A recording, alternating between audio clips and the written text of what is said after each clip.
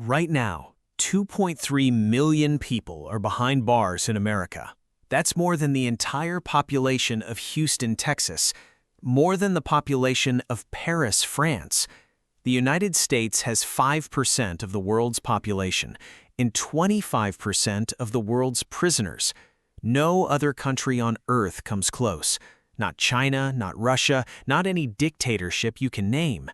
America imprisons more of its own people than any nation in human history. And somewhere along the way, someone looked at all those people behind bars and saw something that had nothing to do with justice. They saw a market.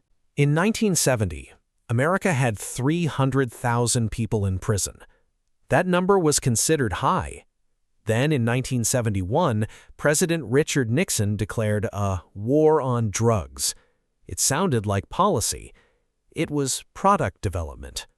Over the next 50 years, the prison population exploded by 700%. 700%. Not because crime got 700% worse, because the laws changed to make more things criminal. Mandatory minimum sentences, 3 strikes laws, drug possession charges that carried decade-long prison terms. Each new law meant more people going to prison. More people going to prison meant more prisons needed. More prisons needed meant someone had to build them, and someone had to run them. In 1984, the United States signed its first contract with a private company to run a prison. The company was called Corrections Corporation of America. Their pitch to the government was simple: we can lock people up cheaper than you can. The government said yes, and an industry was born. Here is how a private prison makes money. The government pays them a fixed amount per prisoner per day, around $60 per person, per day. The prison's job is to keep costs below that number. Every dollar they don't spend on the prisoner is profit.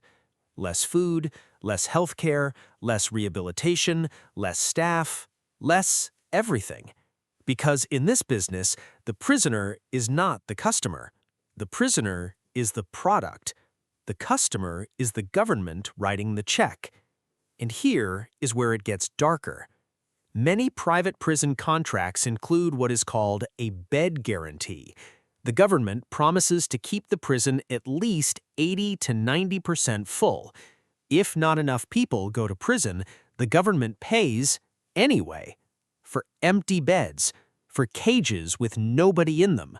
This is written into the contract, which means the private prison company has a direct financial interest in keeping the prison population high, not rehabilitating people, not reducing crime, keeping the beds full.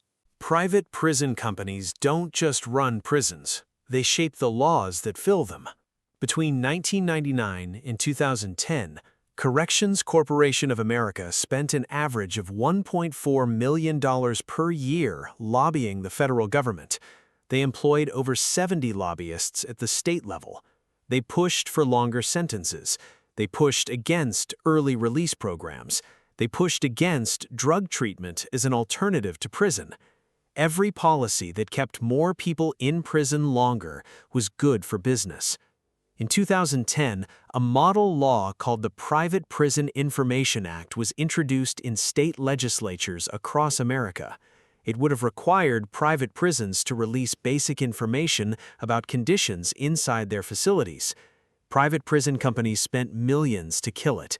It died in every state it was introduced. The people inside those prisons had no voice. The companies running them had 70 lobbyists. Guess which side won? The entire American prison system costs taxpayers $182 billion every year. $182 billion. That eclipses the GDP of 133 countries. The private prison industry alone generates $5 billion in revenue annually. Core Civic, the rebranded Corrections Corporation of America, earns nearly $2 billion per year. Their revenue grew 500% between 2000 and 2017. Geo Group earns another $1.5 billion. Combined, these two companies have over 25,000 employees and operate 136 facilities.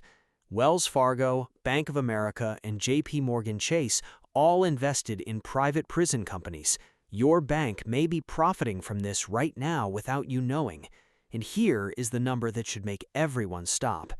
The government pays private prisons $23,000 per inmate per year. The federal minimum wage for a full-time worker is $15,080 per year. America pays more to keep someone in a private prison than a full-time minimum wage worker earns in a year. Not to rehabilitate them, not to educate them, just to keep them in a cage. Private prisons have higher rates of violence than public prisons, higher rates of escape, lower rates of rehabilitation. People who go through private prisons are more likely to return to prison after release, which is, from a business perspective, exactly what you want: a customer who keeps coming back. The entire incentive structure of a private prison runs in the opposite direction of what a prison is supposed to do. A prison is supposed to protect society, punish crime, and rehabilitate people so they can return and contribute. A private prison is supposed to generate returns for shareholders. These two goals are not compatible. They never were, and the people who built this system knew that from the beginning.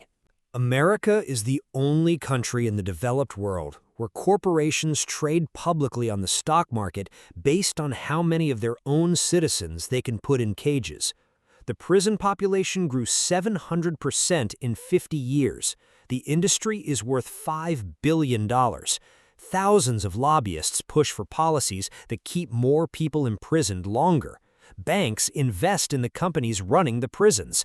And 2.3 million human beings wake up every morning behind bars in the richest country in the history of civilization. This is not an accident. An accident doesn't have lobbyists. An accident doesn't have shareholders. An accident doesn't write bed guarantee clauses into government contracts. The question isn't how this happened. The question is who benefits from it continuing. Follow the money. You'll find your answer.